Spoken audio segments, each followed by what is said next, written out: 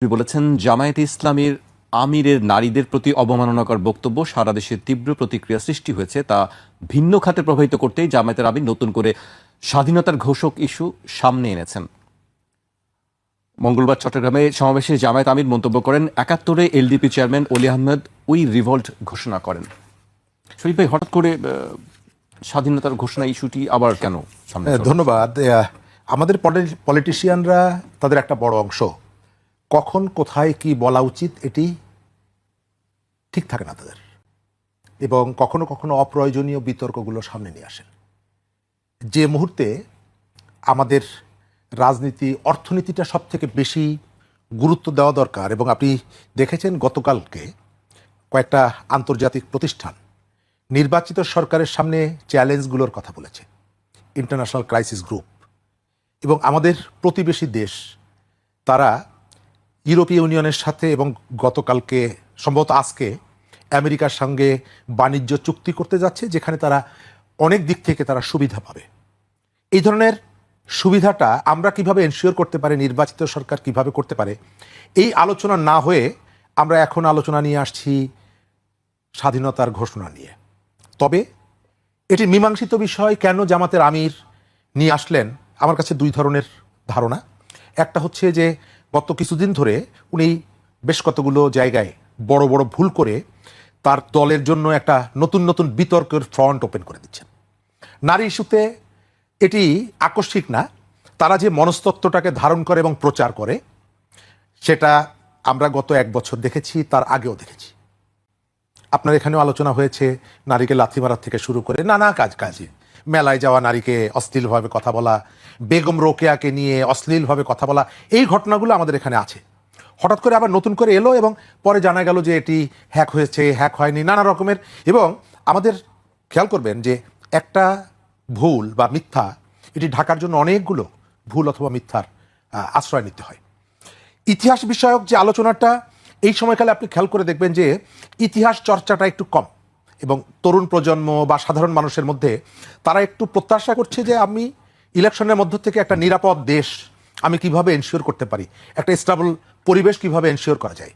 হঠাৎ করে এই বক্তব্যটা নিয়ে আসার ভেতর থেকে এখন বিএনপি যদি এর কাউন্টার দিতে থাকে এবং বিএনপিকে ওই দিকে ঠেলে দেওয়ার ভেতর থেকে মানুষের মধ্যে আবার একটা ধারণা তৈরি করা যে দেখো বিএনপি আসলে ইতিহাস নিয়ে থাকতে চায়, এটা বিএনপির জন্য একটা ফাঁদ হতে পারে। কারণ যার সম্পর্কে বলা হয়েছে কর্নেল অলি ওই মঞ্চে ছিলেন, কর্নেল অলি কখনোই নিজের স্বাধীনতার ঘোষক এটা দাবি করেননি। দ্বিতীয়ত, কর্নেল অলি হচ্ছে চট্টগ্রামের একমাত্র নেতা যিনি শুধুমাত্র জামাতের সঙ্গে বিএনপির সম্পর্কের কারণে বিএনপি ত্যাগ করে গেছেন আরও কতগুলো যুক্তি দিয়ে। বিএনপির সাথে কর্নেল অলির যে দূরত্ব তৈরি হয়েছে তার পুরোটাই হচ্ছে জামাতকে কেন্দ্র করে, জামাতকে ইস্যু করে।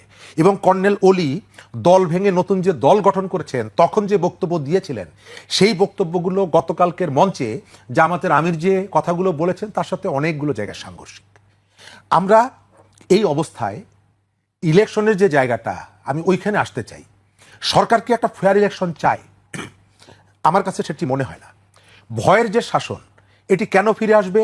এটি ফিরে আসার জন্য জামাত অপেক্ষা করছে, বিএনপি অপেক্ষা করছে। আমাদের আগামী নির্বাচনে সবথেকে যে ইস্যুটাকে নিয়ে এখানে সংঘাত সহিংসতা বাড়বে এটা হলো জাল ভোট। এটি একটি গুরুত্বপূর্ণ ভূমিকা পালন করবে, কারণ আমাদের ভোটারদের একটা বিরাট অংশ তার নিজ এলাকায় অনুপস্থিত থাকবেন, একটা রাজনৈতিক দলের অনুসারী যারা, আওয়ামী লীগের অনুসারী যারা, এবং চেষ্টা করা হবে ওই ভোটটা কাস্ট করার জন্য। নির্বাচনের জয় পরাজয় এটি একটি গুরুত্বপূর্ণ ভূমিকা রাখবে, এবং যার যেখানে শক্তি আছে তিনি সেই শক্তি দিয়ে চেষ্টা করবেন এই ভোট ব্যাংকটা নিজের অনুকূলে নেওয়ার জন্য, অথবা তার কর্মীদেরকে দিয়ে এই ভোটটা যাতে তার দিকে বেশি আসে। আওয়ামী সমর্থক যারা অনুপস্থিত থাকবেন তাদের ভোটগুলো জাল হয়েছে বিভিন্ন জায়গায়, আমাদের ট্রেডিশনে আছে এটা। এবং নির্বাচন ধরেও অনেকের ম্যাটিকুলাস প্ল্যান আছে, কারো কারো এই প্রিপারেশনও আছে। বিএনপির মতো ওই যে চলে যাওয়ার পর, রোগী মারা যাওয়ার পর ডাক্তার আসার মতন অবস্থা সবার না। নভেম্বরের 10 তারিখে ভোটার মাইগ্রেশন এটি ক্লোজ হয়ে গেছে, তারা গত কয়েকদিন আগে গিয়ে বলছে কোথা থেকে এলো, এরা কারা, কোথা থেকে এলো, ওবায়দুল কাদেরের সেই বক্তব্যের মতো। তো কারো কারো প্রস্তুতি আছে, প্রিপারেশন আছে। এই ভোটগুলোকে কিভাবে কাভার করা যায়। আমি যেটা মনে করি, সরকারের যে জায়গাগুলো আছে, পুলিশ প্রশাসন, শৃঙ্খলা বাহিনীকে সরকার নিজেই চায়নি যে তারা নিজের পায়ে দাঁড়াক। হবিগঞ্জের কথা মনে আছে? এই ঘটনার পরে পুলিশের মধ্যে যে ধরনের আত্মবিশ্বাসটা তৈরি হয়েছিল, আবার পুলিশ সেখান থেকে সরে গেছে। আপনি সন্ধ্যাবেলায় ধরলেন একজনকে, রাতের বেলায় আবার বিচারক খুঁজে বেড়াচ্ছেন, কারণ ভোর রাত্রে আদালত বসাতে চাচ্ছে জামিন দেওয়ার জন্য। তো এই যে ঘটনাগুলো, এই ঘটনাগুলো মানুষের মনের মধ্যে সংশয় এবং শঙ্কা তৈরি করছে। সরকার চালাকি করছে। নুরুল হক নূরের উপরে আক্রমণ হয়েছিল সেপ্টেম্বর মাসের 2 তারিখে, বিচার বিভাগীয় তদন্ত কমিটি হয়েছিল, এখন পর্যন্ত 15 দিনের জন্য এখন পর্যন্ত রিপোর্ট দেয়নি। এই সরকার প্রথম থেকে পলিসি নিয়েছে দুটো।